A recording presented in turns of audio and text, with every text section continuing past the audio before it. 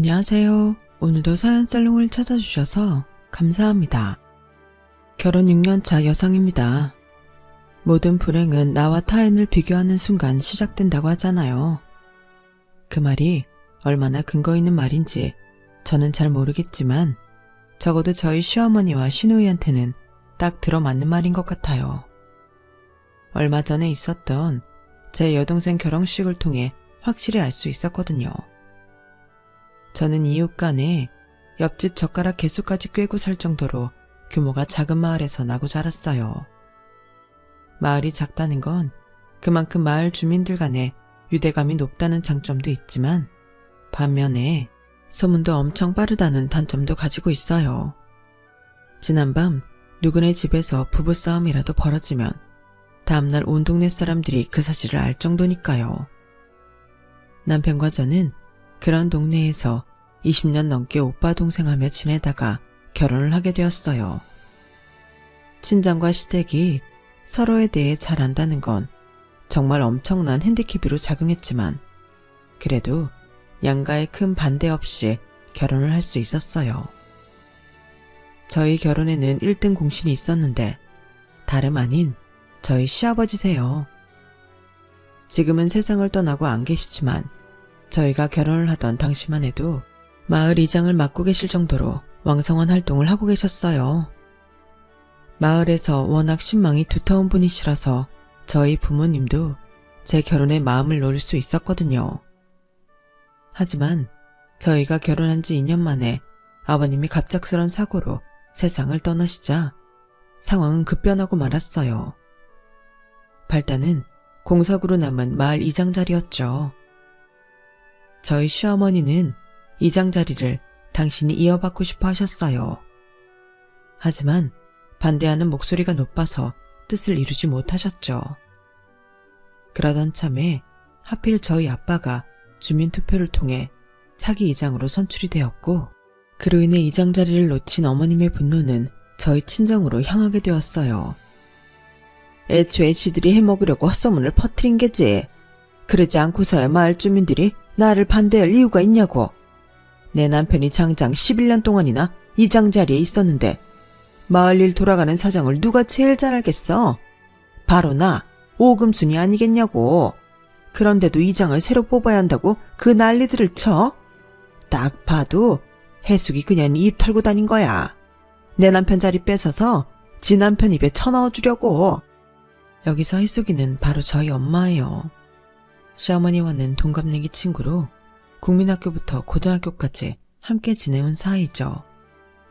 시어머니의 억측은 입에서 입을 거치는 동안 살이 붙어서 마치 저희 부모님이 처음부터 이장 자리를 노리고 모든 일을 꾸민 것처럼 변해버렸어요. 그게 어느 정도로 무시무시하게 살이 붙었냐면요. 아버님의 갑작스런 죽음에 저희 부모님이 무관하지 않다. 아버님이 돌아가시자마자 장례식에서부터 저희 부모님이 차기 이장 자리를 노리고 사람들을 포섭하기 시작했다. 누군가 돈이 오가는 현장도 목격했다더라. 등등 터무니없는 말들이 난무했어요. 당연히 그 소문을 들은 저희 엄마가 가만히 계실 리 없었죠. 오금순 인연이 미쳤나? 어디서 그런 말도 안 되는 소리를 해. 그깟 이장 자리 하나 때문에 우리를 살인자로 몰아? 이 썩을년 내가 가만두나 봐. 엄마, 우리 시어머니가 그 소문을 냈다는 증거도 없잖아. 그저 뜬 소문일 뿐이야. 화부터 내지 말고 일단 어머님이랑 만나서 대화로 풀어. 됐어. 내가 그년 성격을 몰라. 어릴 때부터 지가 못 가지면 발로 짓밟아서라도 남도 못 가지게 망가뜨리는 게 네 시애미 성격이다. 그 더러운 성질머리를 여태 못 고치고 아직도 그러고 살다니. 나이를 헛먹었지. 내 이번엔 그놈의 새치열을 가만 안 둬. 결국 저희 엄마는 씩씩대며 시댁으로 달려갔고 그날 두 어머님은 서로의 머리채를 잡고 한참을 싸우셨어요. 조용하던 마을에 벌어진 사돈간의 싸움은 동네 사람들에겐 재미난 볼거리였어요. 말로는 그만두라고 하면서도 흥미진진하게 싸움을 지켜보더라고요. 사람이 참 잔인하다는 걸 그때 알았죠. 뒤늦게 소식을 전해 듣고 달려온 저희 아빠가 두 어머니 사이를 갈라놓았지만 그런다고 싸움을 멈출 분들이 아니었어요.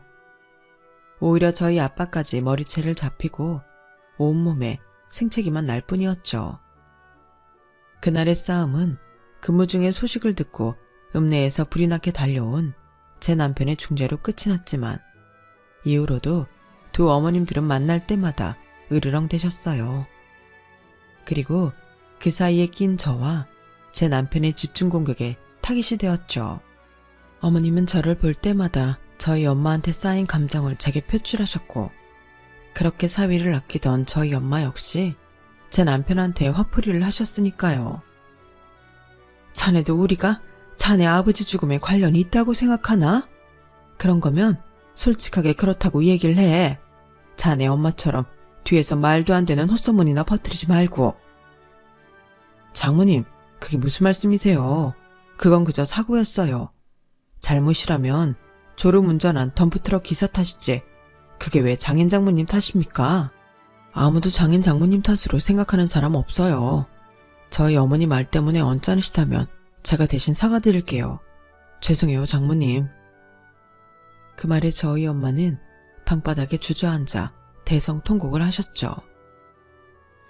내가 억울해서 살 수가 없어. 살다 살이 누명까지 쓰게 될 줄 누가 알았겠냐고. 그까지 지장자리가 뭐라고 사람을 이렇게 비참하게 만드는지. 아휴, 내 억울해서 내가 내 명예 못 죽겠네. 아니 땐 굴뚝에 연기 나겠냐고 한다지만 이럴 때 보면 가능한 것도 같더군요. 한바탕 소란으로 동네가 시끄러워지자 저희 아빠는 마을회관에 사람들을 모아놓고 이장자리에서 물러나겠다고 하셨어요. 이 가게 뭐라고 사돈간에 척을 지고 살아야 된답니까? 나 이딴 거 안 할랍니다. 이장이니 뭐니 안 해도 지금까지 잘만 살아왔어요. 나 이런 감투에 연연하지 않습니다. 그러니 하겠다는 사람한테 주시고 더는 나 괴롭히지 마세요. 아빠의 폭탄 선언에 마을 사람들은 아빠를 달래기에 여념이 없었어요. 하지만 이미 이장자리에서 마음이 떠난 아빠는 한사코 거절을 하셨죠. 그 소식을 접한 시어머니는 이제야 당신이 제자리를 찾게 됐다고 생각하셨던 모양이에요.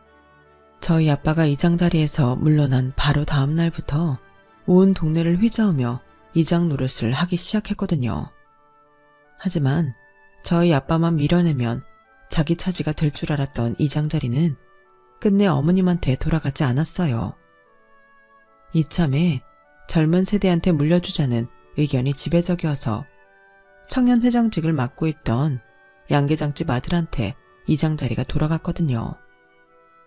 요즘엔 농작물이며 지역 생산품을 인터넷으로 판매하는 경우가 많아서 상대적으로 PC 활용이 능한 젊은 이장이 경제력이 있다는 판단 때문이었죠. 물론 중차대한 마을 일은 젊은 친구한테 맡기는 건 불안하다는 의견도 소수 있었지만 결국은 대부분의 주민들이 마을의 변화에 힘을 실어주었어요. 그렇게 탄생한 30대 이장은 저희 아빠를 비롯해 몇몇 마을 어른들의 도움을 받아가며 크고 작은 마을 공동체 사업을 시작했고 그 덕에 마을의 공동수익은 높아졌어요. 당연히 주민들의 호응은 엄청났죠. 딱 한 사람, 저희 시어머니만 빼고요. 어린 놈이 나이 든 노인들 혼을 쏙 빼놨네 그려. 근데 그 수익이 제대로 분배되는 건 맞아? 다들 컴퓨터엔 까막눈들인데 젊은 이장이 어디서 얼마나 빼쳐먹는지 알 게 뭐냐고. 요즘 젊은 애들이 지한테 이득도 없는데 발벗고 나서는 거 봤어? 난 의심해봐야 된다고 생각해. 이장 자리를 뺏긴 것에 앙심을 품고 있던 어머님은 사람들을 만날 때마다 은근히 젊은 이장을 까대기 시작했어요. 처음엔 그러려니 하고 한 귀로 흘리던 사람들도 시간이 지남에 따라 판매 수익이 높고 낮은 집이 구분되면서 조금씩 불만을 터뜨리기 시작했고 그중 몇몇이 저희 어머님 쪽에 붙기 시작했죠. 젊은 이장이 사업을 시작할 때마다 트집을 잡고 강짜를 놓기 시작했어요. 그 바람에 사업 진행이 어려워진 젊은 이장은 저희 아빠를 찾아와 하소연을 하곤 했죠. 아저씨, 저 정말 미치겠어요. 상철이 형 어머님은 왜 그렇게 저를 못 잡아먹어서 안달이래요. 뭔 일만 할라치면 사람들 끌고 와선 트집부터 잡는데 뭔 일을 할 수 없을 정도예요. 제가 엑셀 파일까지 공개하고 자세히 설명을 드려도 무조건 아니래요. 아니, 그럼 제가 더 어떻게 해야 되냐고요. 옆에서 과일을 깎아주며 그 말을 듣던 저희 엄마는 기다렸다는 듯 한마디 거들었어요. 그놈의 옆편네 또 지랄이네. 어쩜 하는 짓이 늘 그 모양일까? 동서가 너무 열내지 마라.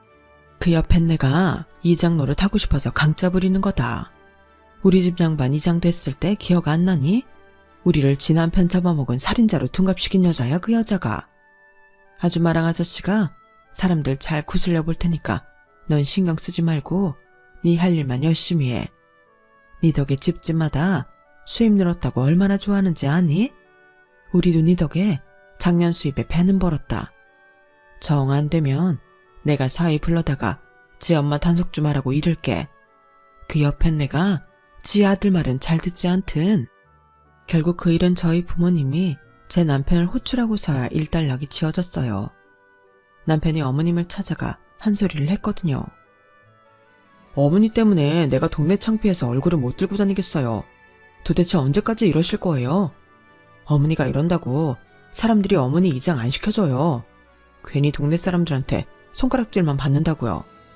이 작은 동네에 소문은 또 얼마나 빠른지 어머니도 잘 아시죠? 벌써부터 대직장까지 어머니 소문이 파다해요. 이장 자리 뺏으려고 신임 이장마다 엿먹인다고 다들 말들이 많다고요. 이대로라면 저 창피해서 조합에서 일 못해요.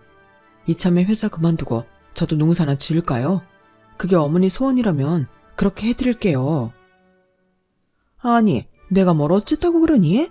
그리고 그 어렵게 들어간 회사를 왜 그만둬? 내가 너 농사 안 짓게 하려고 얼마나 뒷바라지를 했는데 왜 회사를 그만둬? 안 된다. 넌 넥타이 매고 회사 다녀야 돼. 농사는 절대 안 돼. 그럼 약속하세요. 앞으로 마을 일에 절대 관여 않고 참견도 안 한다고요. 약속하실 수 있어요. 지금 이 자리에서 약속 안 하시면 저도 어머니 소원 못 들어드려요. 자식 이기는 부모 없다고 결국 어머님은 아들의 뜻에 따르기로 했어요. 어머님이 잠잠해지자 어수선하던 동네 분위기도 예전처럼 평온해졌어요. 하지만 그때까지만 해도 어머님의 욕구불만이 엉뚱한 곳에서 터질 거라고는 생각도 못했죠. 야, 넌 어떻게 된 게 시집 온 지 수년이 지났는데 제삿밥도 제대로 못 지냐? 네 시아버지가 살아생전에 진밥 좋아하셨던 거 기억 안 나니? 근데 이게 뭐야? 완전 고두밥이잖아. 어쩜 너는 나이가 몇 살인데 아직까지 밥도 제대로 못 짓니? 그건 우리 그이가 고두밥 좋아한다고 어머님이 제삿날에도 진밥하지 말라고 그러셔서 그런 거잖아요. 어머머, 얘 말 대답하는 것 좀 봐. 너 내가 언제 그런 말을 했니? 증거 있어? 내가 그런 말 했다는 증거 있냐고? 이게 아주 우냐우냐 해줬더니 심히 알기를 못같이 알고 있네? 그냥 네 실력이 안 돼서 못하는 거면 죄송합니다 한마디 하면 될걸. 어디서 말 대답이야? 하긴 네 엄마도 결혼한 지 수십 년이 됐어도 아직 밥 하나 제대로 못하는 거 보면 알만하지. 그 피가 어디 가겠니? 그나마 네 아빠나 되니까 네 엄마 같은 여자 데리고 사는 거지. 나 같았으면 네 엄마 안 데리고 산다. 진작 내보냈지. 말이 났으니 말인데 니들 자매들이 하나같이 대학도 못 간 이유가 뭔 줄 아니? 네 엄마 머리를 닮아서 그런 거야. 네 여동생 자경이가 그나마 공부 좀 했다고 하지만 걔도 결국엔 대학 문턱에도 못 갔잖아. 그에 반해 우리 집 애들 봐라. 우리 상철이도 그렇고 상희도 그렇고 다들 대학 졸업까지 했잖니. 이게 다 나를 닮아서 공부머리가 있어서 그런 거다. 니네 집 종자들이랑은 비교가 안 되지? 어머니, 무슨 말씀을 그렇게 하세요? 저희 집 종자라뇨. 그리고 저도 자경이도 공부 잘했어요. 비록 집안 형편 때문에 대학은 못 갔지만요. 저요, 고등학생 때도 반에서 10등 밖으로 밀려난 적 없어요. 우리 자경이는 전교 5등 밖으로 나간 적 없었고요. 솔직히 공부는 아가씨가 못했죠. 중학생 때도 성적이 안 돼서 인문계 어렵다고 실업계 보내라는 거 비싼 과외까지 시켜가며 겨우 인문계 보냈잖아요. 마을 사람들도 다 아는 사실을 어머님은 기억 안 나세요? 어머님은 기억 안 나신데도 저는 정확히 나네요. 우리 자경이랑 아가씨가 같은 학년이었잖아요. 제 말에 어머님은 입술을 깨문 채 저를 노려보기만 하셨어요. 거기서 멈췄어야 했는데 이미 화가 치밀어 올라서 자제가 안 된 저는 기어이 어머님 속을 뒤지고야 말았죠. 어머님은 매번 대학 하시는데요. 우리 그이야 공부 잘했던 거 저도 잘 알죠. 이 깡촌에서 서울에 있는 대학까지 들어갔으니 안 믿을 사람이 어디 있겠어요. 하지만 아가씨는 아니죠. 아가씨가 나온 대학이 어디 변변한 대학이긴 한가요? 매년 입시철마다 경쟁률 미달이라고 원서만 내면 다 받아준다는 말까지 나오는 그런 학교잖아요. 거기서도 제일 성적 낮은 학과에 겨우 들어갔는데 그걸 머리가 좋아서 대학 갔다고 포장하시는 건 좀 그렇죠. 오죽하면 동네 사람들이 개나 소나 다 들어가는 똥통대학이라고 하겠어요. 아뿔싸. 말을 마친 순간 이 말은 하지 말았어야 했는데 하는 후회가 밀려왔지만 이미 배는 떠난 후였어요. 그리고 이미 극대노 상태가 된 시어머니는 금방이라도 터질 것처럼 벌건 얼굴로 저를 죽일 듯이 노려보고 계셨죠. 그리곤 급기야 제 머리를 향해 손을 뻗는데 그때 마침 현관문 열리는 소리가 났어요. 하마터면 시어머니한테 머리를 잡힐 뻔한 절제절명의 순간 저를 살린 건 바로 남편이었죠. 아들 앞에서는 세상 온화한 어머니처럼 행동하시는 시어머니인지라 차마 며느리 머리채를 휘어잡지는 못하시더라고요. 덕분에 저는 살았죠 뭐. 그날 제사가 끝날 때까지 저는 어머님을 피해서 남편 옆에 붙어 있었어요. 저희가 분가해서 읍내에 살고 있는 게 그날처럼 다행이다 싶은 적도 없더라고요. 그러던 어느 날이었어요. 딸아이 하원을 시키고 막 집에 들어왔는데 엄마가 전화를 했더라고요. 화가 단단히 나셨는지 입술을 벌벌 떨면서 말씀하시는 게 수화기 너머로 전해질 정도였죠. 세상에, 내가 억울해서 살 수가 없다. 아니 그놈의 옆에 내가 우리 집안에 무슨 억하심정이 있길래 혼인 앞둔 우리 자경이를 두고 그런 개소리를 퍼뜨린다니. 아우 억울해. 아우 속 터져. 엄마, 무슨 일인지 천천히 설명 좀 해봐. 우리 시어머니가 또 무슨 짓을 했길래 그래? 왜? 자경이 결혼하는 거 가지고 또 뭐라고 했어? 도대체 뭐라고 했길래 그러냐고. 글쎄, 우리 자경이가 돈 때문에 위장 결혼하는 거란다. 김서방이 자경이한테 약점이 잡혀서 그 때문에 어거지로 결혼하는 거래. 이게 말이 되는 소리냐? 제 여동생이 4년간 사귀어온 남자라 결혼 이야기가 나온 건 지난 봄이었어요. 그때는 그저 제 짝 찾아서 결혼하는가 보다 생각했는데 지난달인가 여동생이 그러더라고요. 예비 신랑이 돈 좀 있는 사람이라서 신혼집을 강남에 있는 유명 빌라에 마련했다고요. 저희야 뭐 강남이나 그 외의 서울 집값이 먼 나라 얘기처럼 들리는 사람들이라 비싸면 얼마나 비싸길래 그러나 했는데 정말 억소리가 절로 나올 정도라고요. 아니, 젊은 사람이 뭔 돈이 있어서 그런 집을 마련했나 했더니 자산이 60억이 넘는다는 거예요. 대학을 중퇴하고 사업을 시작해서 돈을 꽤 벌었다고 하더군요. 그 말을 들은 엄마는 주변 사람들한테 자랑을 했고 그 얘기는 금세 저희 시어머니 귀에까지 들어가게 된 거죠. 안 그래도 저희 집에 감정이 안 좋았던 시어머니가 그걸 보고 가만히 있을 리가 없었어요. 돈 들여 대학 공부까지 시킨 자기 딸은 26이 되도록 취직도 못하고 방구석에서 빈둥거리는데 대학도 못 나온 제 동생이 부자한테 시집을 간다고 하니 속이 좀 꺼였겠어요. 그래선 동네방네 거짓 소문을 퍼뜨린 거였죠. 제 동생이랑 예비 신랑이 만난 장소가 룸사롱이었다거나 남녀가 거기서 만날 일이 뭐가 있겠느냐. 서울에서 조신하게 직장생활을 한다던 제 동생이 룸사롱에서 일했던 게 아니겠냐는 말도 안 되는 추측부터 제 동생이 남자 쪽 치부를 감춰주는 대가로 1년간 위장 결혼을 하기로 한 거라는 둥, 1년 뒤 이혼할 때 1억을 받기로 했다는 세세한 내용까지. 모르는 사람이 들으면 믿고도 남을 스토리였어요. 둘째 딸 결혼을 앞둔 엄마가 그 소문을 듣고는 얼마나 기가 막혔겠어요. 안 그래도 공부 잘하는 딸을 집안 형편 때문에 대학도 못 보낸 것도 미안한 판에 이런 말도 안 되는 소문에 휘말리게 했으니 말이에요. 내가 못 산다 못 살아. 그놈의 여편네 때문에 내가 내 명에 못 죽지. 하다 이제는 자식 혼사까지 망치려고 들다니. 이게 자식 가진 사람이 할 짓이냐고. 내 이놈의 여편네 이번엔 가만히 안 둔다. 가서 입을 찢어놓든 혀를 뽑아버리든 무슨 수를 써야지 안 되겠다. 전화를 받고 친정에 달려가 보니 자리 보전하고 누워있던 엄마는 불쑥불쑥 화가 치밀어 오르는지 한 번씩 벌떡벌떡 일어나 시어머니를 잡으러 간다고 난동을 부리셨어요. 그러자 지금까지 표정 변화 없이 무표정으로 앉아 계시던 아빠가 벌떡 일어나 뛰쳐나가셨어요. 예, 네 아빠 잡아라. 네 아빠 이러다 사고 친다. 저 양반 화나면 물불 안 가리는 사람이잖니. 어서 가서 잡어. 지금껏 시어머니를 죽이니 살리니 했던 엄마는 오히려 저희 아빠가 사고 칠 걸 염려해 제 등을 떠미셨어요. 저희 아빠는 평소 수더분하고 사람 좋기로 유명하신 분이시긴 한데 한번 화가 나면 정말 무서운 분이시거든요.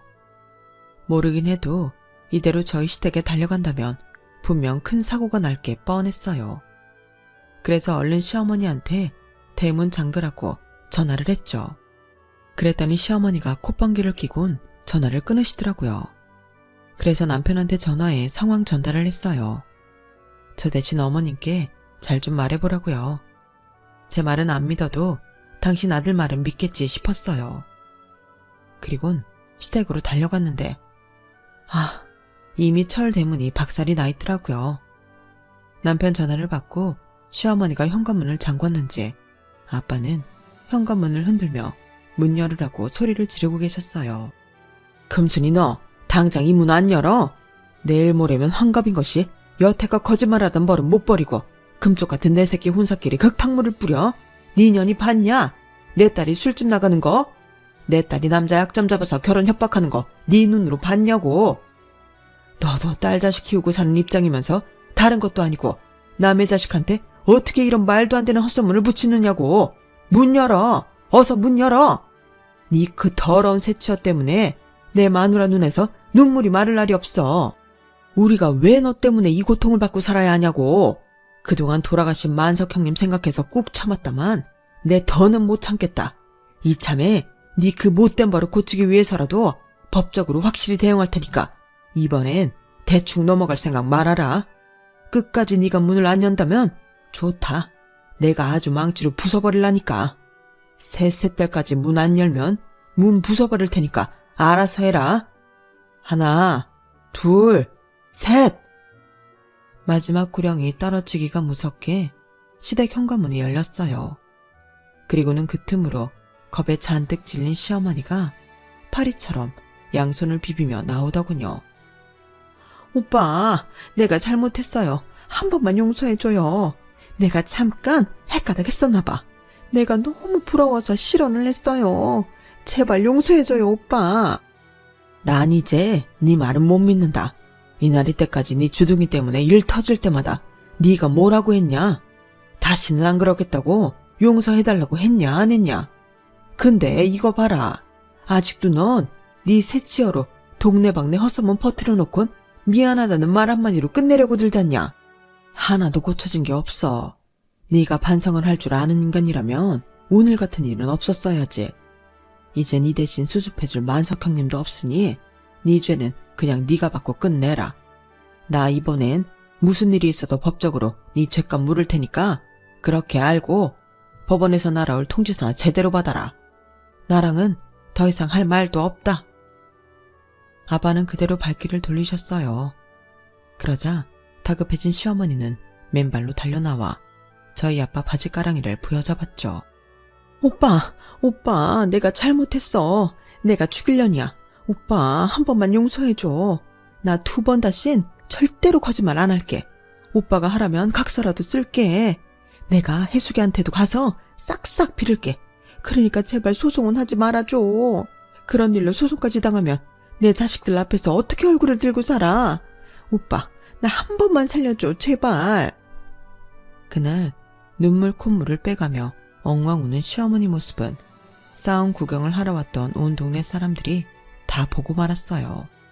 그리고 그 사람들 중에는 어머님이 그렇게 아끼는 아들도 있었죠.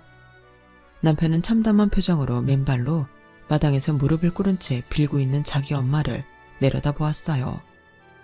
그 모습을 목격한 저희 아빠는 깊은 한숨을 쉬시고는 집으로 돌아가셨죠.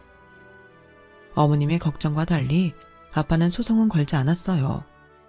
자식 앞에서 그런 수모까지 겪었는데 그보다 더 큰 벌이 어디 있겠냐면서 말이죠.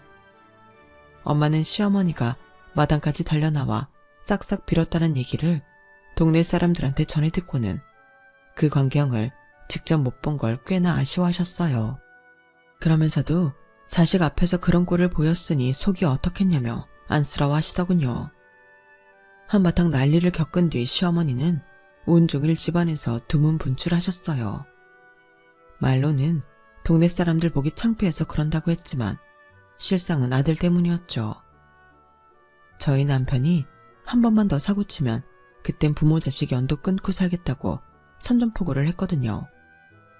그러는 사이 시간은 흘러 제 여동생 결혼식이 다가왔어요. 신랑 측에서 저희 마을까지 차량을 보내주어서 다들 서울까지 편히 갈 수 있었죠. 예식장에 도착해보니 그 규모와 시설에 입이 떡 벌어지더라고요. 식장 안은 마치 숲속에 온 것처럼 천장에서부터 잎이 풍성한 나뭇가지와 꽃나무가지가 길게 늘어져 내려 있더라고요. 게다가 테이블마다 고급스런 장식과 식기들이 놓여 있어서 마치 고급 레스토랑에 온 기분마저 들었어요. 저를 비롯해 평생 이런 호화스러운 결혼식장을 가본 적이 없는 동네 사람들은 휴대폰을 꺼내 사진을 찍기에 바빴죠. 딱 두 사람만 빼고 말이에요. 저희 시어머니와 시누이는 뭘 잘못 먹고 체한 사람들처럼 인상을 팍 쓰고는 입을 삐죽거렸어요. 시누이는 어떻게든 제 동생을 깎아내리려고 혈안이 된 사람처럼 쉬지 않고 입을 놀려댔어요. 치, 군뱅이도 구르는 재주가 있다고. 자경이 기집애가 남자 하나는 제대로 꼬셨네. 그리고 보면 그 기집애가 어릴 때부터 끼가 있었어. 엄마 모르지? 자경이 걔가 학교에서 오빠들한테 얼마나 아양을 떨고 다녔는지. 말도 마. 눈 뜨고 보기 힘들 정도였다니까? 기집애야, 너도 좀 그러지 그랬니? 그랬으면 이렇게 돈 많은 남자 만나 호강하잖아. 엄마, 난 인생 그렇게 안 살지. 사랑도 없는 남자랑 돈 때문에 결혼할 순 없잖아. 무슨 소리냐? 그럼 자경이랑 걔 남편 될 사람이랑 좋아서 결혼하는 거 아니야? 좋아서 하긴. 내가 그 오빠를 좀 아는데 자경이 같은 애한테 관심 두는 사람 아니야. 엄마, 이건 아무한테도 말하지 마. 실은 자경이 남편이 예전에 나한테 껄떡댔었거든. 그땐 저 사람이 집도 망해서 대학도 중퇴하고 돈 벌겠다 그러길래 내가 밀어냈지 뭐. 이렇게 돈 잘 벌 줄 알았으면 그냥 받아주는 건데. 시누이는 마치 자기가 차버린 덕에 제 동생이 운 좋게 얻어가진 것처럼 혼자 생색을 냈어요. 제 동생의 연애사를 다 아는 저로서는 어이없고 한심하기 짝이 없었지만 좋은 날 분란을 일으키기 싫어서 벙어리 냉가슴 할 듯 꾹 참고 있었죠. 그런데도 시누이는 되도 않는 말을 멈추지 않더라고요. 그런데 옆 테이블에서 그 얘기를 듣고 있던 제 동생 동창이 참다 못해 한마디 한 거예요. 야, 전상이 그만 좀 해라. 넌 친구 결혼식장에 와서까지 개뻥을 치냐? 언제 자경이 남편이 너한테 찝쩍거렸냐? 네가 서울대 출신이라는 말에 혹해서 술 처먹고 들이대다가 개쪽당하고 밀려났지. 그리고 자경이가 지 남편 돈 때문에 꼬셨다는 말 어디 가서 하지 마라. 두 사람 연애 시절 아는 사람 앞에서 그딴 소리 하면 너 귀싸대기 맞아. 자경이 남편 집 망하고 대학도 그만뒀을 때 그 집 식구들 먹여 살린 거 자경이야. 지 월급 털어서 쌀 사보내고 월세 내주고 시장까지 받아가지고 그랬던 애라고. 자경이 신랑 회사 일 잘 돼서 돈 번 후에도 자경이네 시집 식구들이 먼저 나서서 결혼 빨리 하라고 닥달했어. 뭘 알고나 따를 것이지. 지금도 자경이 시어머니가 자경이한테 얼마나 잘해주시는지 아냐? 어려울 때 자기 식구들 건사해준 착한 며느리라고 결혼할 때 혼수로 젓가락 한 짝도 가져오지 말라고 하셨다더라. 근데 뭐가 어쩌고 저째? 하긴 맨날 방구석에서 하는 일도 없이 뭉개고 있는 네가 그런 허무맹랑한 스토리라도 안 지어내면 무슨 낙이 있겠냐. 근데 그런 것도 정도껏 해야지. 친구 결혼식장에 와서까지 그런 식으로 주둥이를 털면 되겠니? 나이를 먹었으면 제발 나이값을 좀 해라. 너 그러고 살면 나중엔 자식 보기 창피하지 않겠냐? 동창의 말에 신우이는 얼굴이 새빨갛게 달아올라서는 도망치듯 결혼식장을 빠져나갔어요. 그건 저희 시어머니도 마찬가지였죠. 비는 못 속인다고 어쩌면 시어머니랑 하는 짓이 그리 똑같은지. 그러고 보면 유전자의 힘은 참 놀라운 것 같아요. 다행히 제 여동생 결혼식은 무사히 잘 끝났어요. 사부인께서는 착하고 예쁜 따님을 며느리로 주셔서 감사드린다며 몇 번이나 저희 부모님께 감사 인사를 하셨어요. 그리고 예식장을 찾아준 저희 마을 사람들한테도 답례 선물로 발 마사지기를 하나씩 선물로 보내주셨죠. 그 덕에 저희 엄마는 동네 사람들 앞에서 어깨를 쫙 펴고 다닐 수 있었어요. 딸 자식 덕분에 이게 웬 호사냐며 엄청 좋아하시면서요. 양지가 있으면 음지가 있다고 저희 엄마와 달리 제 시어머니는 동네에서 입지가 더욱 좁아졌지 뭐예요. 결혼식 날 식장을 빠져나간 어머님과 시누이가 화장실에서 제 친정 부모님과 제 동생 흉을 보는 걸 동네 사람이 본 탓이었죠. 같은 동네 사람으로서 그 좋은 날 축하는 못해줄 망정 결혼하는 사돈처녀 앞날에 저주를 퍼붓더라며 온 동네에 소문이 난 탓에 한동안 밖에 다니지도 못하게 되었어요. 그 소문을 들은 저희 엄마는 사람은 고쳐 쓰는 게 아니라며 저희 시어머니는 관뚜껑 닫힐 때까지도 그 버릇 못 고치고 남의 흉을 볼 거라며 혀를 끌끌 차시더군요. 그러고 보면 시어머니와 시누이는 자신의 인생을 돌볼 생각은 않고 자신과 타인과 비교하면서 손수 지옥을 만들어 나가는 것 같아요. 길어야 100년도 못 사는 인생인데 이제는 좀 남의 인생이 아닌 자신들의 인생에 집중하기를 바랄 뿐입니다. 지금까지 제 사연을 들어주셔서 감사합니다. 들어주신 분들 사랑하는 가족들과 행복하세요. 여러분, 사연 댓글의 응원과 현명한 조언 부탁드려요. 좋아요와 구독은 저에게 큰 힘이 됩니다. 오늘도 좋은 일 가득하세요.